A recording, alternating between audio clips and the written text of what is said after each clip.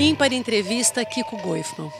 Como é que é a tua história? Quando é que você se aproximou do audiovisual? Minha formação em antropologia, né, e depois eu fui fazer mestrado no Instituto de Artes na Unicamp, no departamento de multimeios. E aí a princípio eu usava o vídeo como uma ferramenta para o trabalho de antropologia. Mas eu fui abandonando um pouquinho o lado talvez mais acadêmico, reflexivo, antropológico, para me dedicar a projetos de cinema. E aí foi embora. Não! Não faz isso comigo! Não faz isso comigo!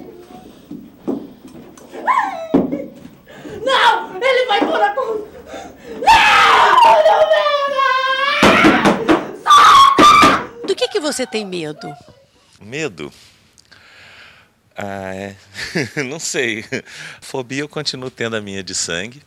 Eu acho que eu tenho um medo muito grande de não conseguir trabalhar com alguma coisa que eu goste, né? Assim, eu tenho uma produtora em São Paulo e que ela tem uma postura um pouco diferente. A gente não faz publicidade, a gente não faz vídeo institucional e é uma luta, né? Você tem uma produtora cuja maior parte dos trabalhos são trabalhos autorais e sempre trabalhos ligados à cultura.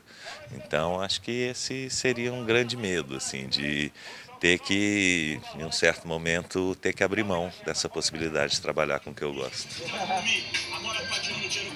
liga no filho, é nóis, campeão, é nóis, começamos. Essa é a nova moda agora, hein? Limpar o vidro com a câmera na mão, doutor. Kiko, você falou aí, né, trabalhos autorais, a história de você não entrar no circuito comercial para pagar o que vocês fazem, para conseguir, né? Mas, pelo jeito, tá trazendo resultados, né? Meus filmes, eles podem dialogar com o público.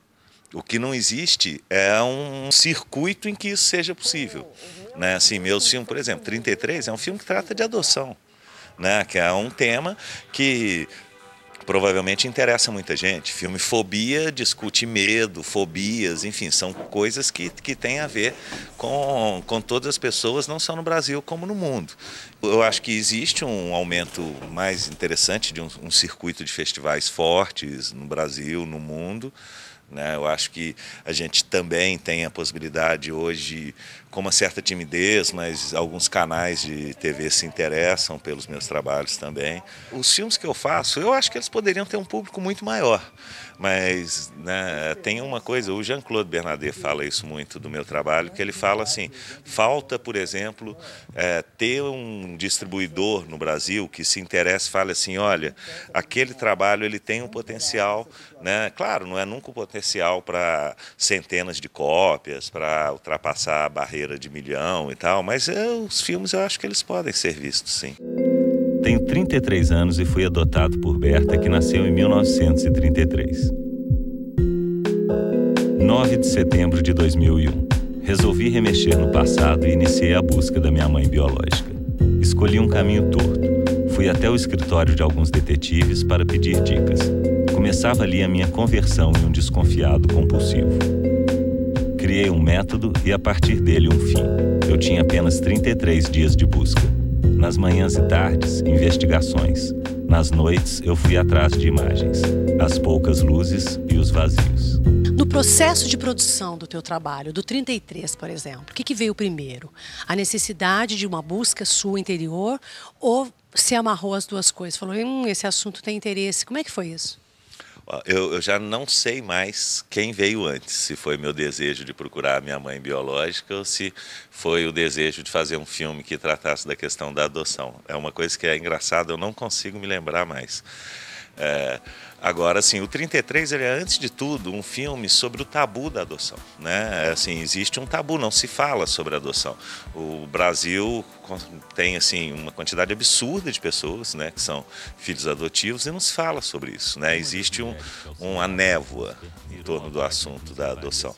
E na verdade, meu trabalho eu tenho um certo interesse em tocar em alguns tabus, né? Eu acho que o filme Fobia também não se fala muito sobre fobias. As fobias são coisas que a gente quer esconder e tal. Então eu tento, de alguma forma, tocar em alguns temas e que também tem alguma relação comigo, não necessariamente, né?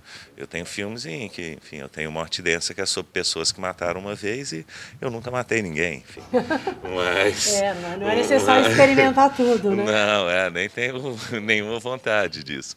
ver se ele respiraria melhor assim, comecei a soprar pela boca dele, né? Conforme eu assoprava, aquele ferimento assim borbulhava, esguichava muito sangue em mim. Apertei ele nos meus braços e fiquei balançando ele, beijando ele, dizendo para ele que eu não queria fazer aquilo com ele. Você fez roteiro do Fobia e do 33? O roteiro do filme Fobia, eu escrevi um roteiro clássico, depois eu abandonei, mas eu escrevi junto com o Hilton Lacerda, que é pernambucano. E no 33 não, 33 eu tinha um ponto de partida e não sabia nada que iria encontrar pela frente. Aí depois das filmagens, minha mulher fez um roteiro de montagem. A videoarte existia com uma força e o documentário era visto como uma coisa completamente oposta, né? Os documentários eram normalmente, né? Não estou falando que só o meu rompeu isso, mas assim, no começo de 90 começaram a surgir documentários que tentavam ir por outros caminhos do que documentários um pouco mais tradicionais. Tem uma pergunta que o Fernão Ramos, né, que ele fez um livro, que para mim a pergunta é o título mais sensacional, que é, afinal, o que é documentário? Eu acho que eu não sei responder. Eu li o livro do Fernão. Eu procuro tentar trabalhar, assim, eu gosto muito, para o Jean-Claude não existe mais, o conceito de documentário, o conceito de ficção são muito velhos e eles não dão conta da produção audiovisual mais. Eu prefiro acreditar que ainda exista exatamente para trabalhar numa borda disso. Então, o documentário poderia ser alguma coisa que tem uma relação um pouco maior com o sensível e com o real, não sei o que é isso. E a ficção não, e que talvez exista uma área de interseção que é exatamente onde me interessa trabalhar. Por exemplo, quando eu faço o 33, que eu considero que seja um documentário, né, tem gente que fala que é ficção. Só que para mim ele é um documentário com elementos de ficção. No caso do filme Fobia, para mim ele é uma ficção com elementos de documentário. Só que isso é a forma que eu vejo. Isso é a forma que eu vejo. Tem pessoas que veem de outra forma, meus filmes também. Então, eu não sei, a categoria... Gênero, né? Discriminar, assim, eu não sei, eu só lembro disso na hora que um festival pede para você colocar. O que você vai escrever? Você tem que resolver alguma coisa, né? Eu me lembro, acho que foi um festival, foi um festival na Dinamarca, que era um festival de documentário, e eles colocaram o filme Fobia em competição. Eu mandei um e-mail falando, desculpa, mas meu filme não é documentário. Se vocês quiserem colocar uma mostra informativa e tal, eles falaram, não, a gente quer colocar em competição para balançar mesmo. Eu falei, então beleza, então coloca. Essa situação nas quais elas estão é verdadeira. Uma situação de jogo, de pânico real e de jogo. Eu fico muito transtornado durante essa experiência. Eu saí, pelo menos assim, da maioria delas, eu saí extremamente transtornado. Se fosse para você fazer uma reflexão sobre a nossa produção brasileira, o que você destacaria aí? Nós temos um cenário, nós temos talento, nós temos possibilidades, nós temos tecnologia, o que a gente tem? Eu acho que assim, se a gente pensar um pouco pelo viés do documentário, eu acho que assim, há algum tempo atrás a gente era um lugar exótico para se fazer documentários, né? Assim como também a gente era um lugar exótico para antropólogos europeus virem estudar, né? Assim como até músicos, né? Vinham músicos de fora para pegar alguns elementos das raízes brasileiras para misturar nos seus trabalhos. O que eu acho que a gente pode inovar é exatamente quando a gente passa a ser sujeito dessa história, né? Quando a gente passa a ser autor, quando a gente começa a produzir. Então é muito interessante, né? Quando eu cito, por exemplo, o pessoal de Pernambuco, que tem um trabalho no cinema e um trabalho cultural interessante, eles mesmos estão atrás das raízes deles, eles estão de olho no maracatu, nas histórias do sertão, nas vivências deles, e eles podem fazer coisas criativas a partir disso. Eu acho que o melhor que a gente tem é criatividade. Obrigada.